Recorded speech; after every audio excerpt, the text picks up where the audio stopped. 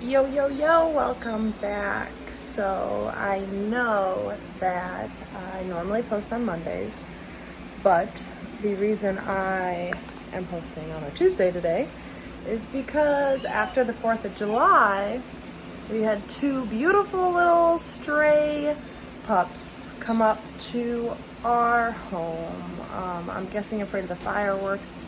We found out later they slept in our yard, our backyard, the night before on 4th of July, and then the morning of the 5th we found them. We've just been dealing with them. We took them to the vet. We found out that one has heartworms. They both have roundworms. So it's been an adventure. But they're so sweet and so cute, and they're both pit breeds. One's a pit mix, one is just a pit. So yeah, I mean, in Louisiana, in animal shelters, they put pits on a kill list, especially older pits that probably won't be adopted. And one is the mama, one is a pup, and the mama is the one with heartworms, so she would get put down so quick. So we're really trying to take care of her and find her a good home. I'm gonna show you them because they're adorable. So our studio has been taken over by this little guy. Oh, he's so cute and so sweet. And Mama's over here. Here's Mama's. She's so cute and so sweet and so good. Oh my goodness. Oh, she loves her toys. So yeah. That's the reason that I'm posting a day late. But I promised you a tour of my little art chest here. I will say before I show you, I bought this from Michael's. I'm trying to remember, I think it's one of those items that they don't let you use a coupon for, but I think every once in a while they have sales on them. So yeah, it was one of those situations, and I wanted this for so long. I needed something with thin, narrow drawers that I could put my supplies in, and something that I wanted something that would look nice and something I could just put a piece of glass on. So this is just a piece of glass that I thrifted out of a frame, and it's perfect for an oil paint palette, so I highly recommend if you are an oil painter or if you want to try oil painting, like just buying an old picture frame and using that as a palette is ideal. And I have like an actual frame with a piece of glass in it that I use. It's in my freezer right now because freezers keep oil paint wet longer. There's a little tip for you too. If you're an oil painter, get an oil paint palette that you can fit into your freezer and use that to keep all your paints on, and then I use this guy to mix and blend. So I've been really enjoying the combination of the two. And then if I'm like lazy and want to sit on the floor, or say I want to go oil paint with friends, like I have a little travel set with all my colors already on it, so I don't have to bring a million tubes of paint. It's really, really nice. But all right, here we go. Here is the tour. So normally I would clean this and make it look perfect before showing you, but we're striving for real and not perfect, and we're just gonna go in with how it is right now. So I've not cleaned it. This is just what's on my desk all the time, or my palette. I have my razor blade, which is what I clean it with.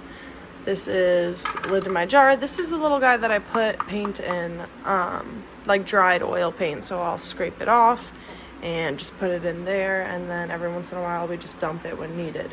This has Q-tips in it. Normally it's full. We're low on Q-tips. We need to restock. Those are really great for just removing mistakes or blending or literally anything. Q-tips are just a great little tool for oil painting.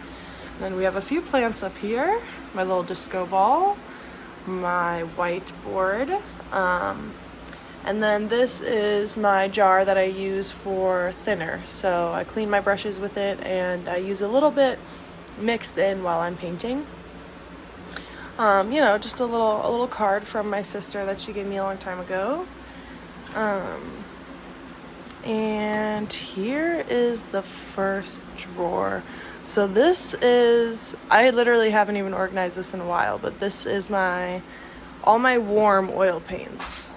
So if you don't know, oil paint is different from acrylic in a lot of ways, and one of those ways is the like molecular breakdown.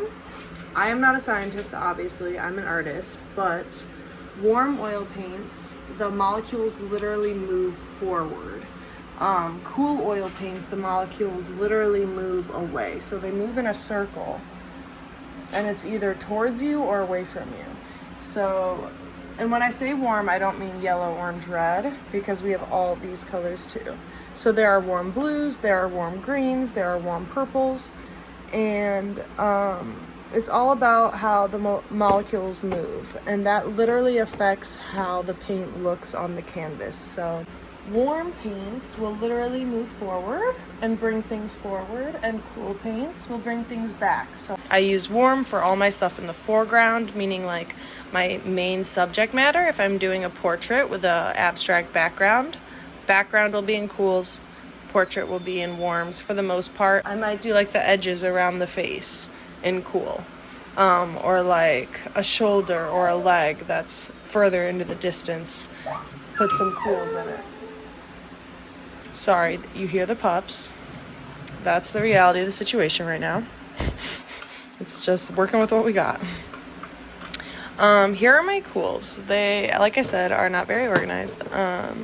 They're organized enough, you know, so these are all my higher quality ones.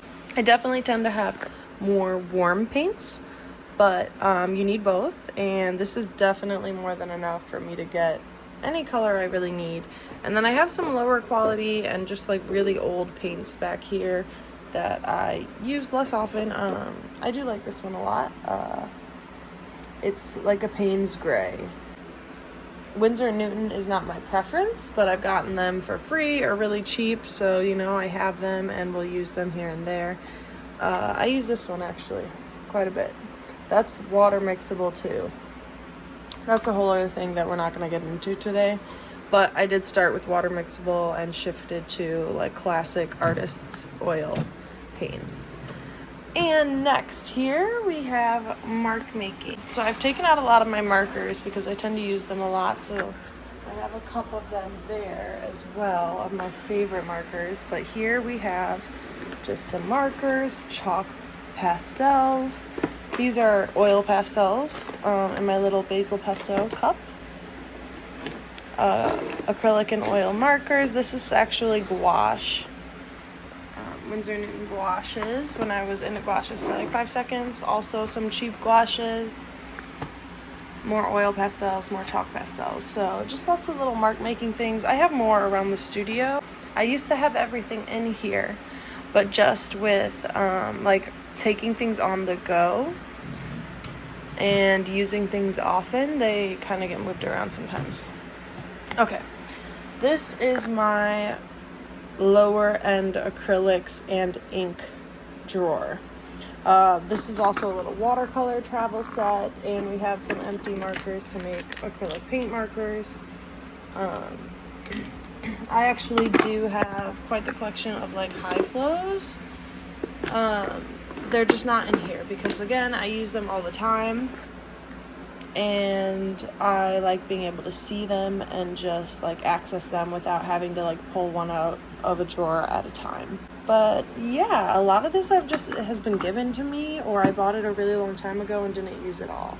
And that's just kind of what's hanging out here. Inks are really fun, but I've just been more into the high flows recently because they just feel like a thicker, higher quality version. So yeah, I mean, the difference I think is inks are always like transparent, at least in my experience. And the high flows, some are transparent, some are opaque. And getting down to the second to last drawer, this is just mediums. So we have gloss varnish, satin varnish, we have golden retarder, high flow medium. This is supposed to be able to make your own high flows. I haven't figured out the exact like perfect ratio to do that. I've made some, but they get kind of weird. So if you know anything about using the high flow medium, making your own high flows, definitely let me know. Metal leaf adhesive for doing gold leaf. Medium gloss. Cold wax medium. Liquid frisket. This is for like masking, which I don't use often. Refined linseed oil. Yeah, I don't really use linseed oil. It has a yellowing tendency, so I prefer Galkid is actually my medium of choice. So Galkid Light I prefer because it's a little more fluid and I like to be able to add that. I also do have liquid, but I honestly just can't stand the smell. And I just prefer Galkid. It's like working with honey. It's just really beautiful and it does everything you want it to do. It quickens dry time. It increases viscosity. It's excellent. Down here, we just have some random gadgets. Tripod, some bungee cords. We have this guy, which I thought would just be so cool to use on like a large scale abstract. You could put like water in here or paint in here and then just like do some things, you know? Do some things. This also thought it would be really cool for large scale abstracts. I did this one and then really wanted to do more. And I just haven't gotten to it yet because I have so many ideas and projects all going at once. But yeah, that is my art supply chest. Whoops. So I do the top 2 oil paints. The third one is mark making. Fourth is acrylics and inks, mediums, and then random tools. And that is the art chest. And I might do the jacket next week, next Monday, show you guys the jean jacket because this was longer than I thought it would be. All right, see you then. Thank you for coming on the tour with me. I would love it if you guys subscribed and liked this video and maybe comment, tell me what you want to see. Let me know what you're curious about. I'm just talking about my life as a full-time professional artist, and I would love to help anyone who wants to get there or wants to make progress. And I just want to build a community. So definitely comment, let me know what you want to see, let me know if you have any questions, and share with anyone else you think might enjoy this video or might get something out of it. And yeah, I'll see you guys next week.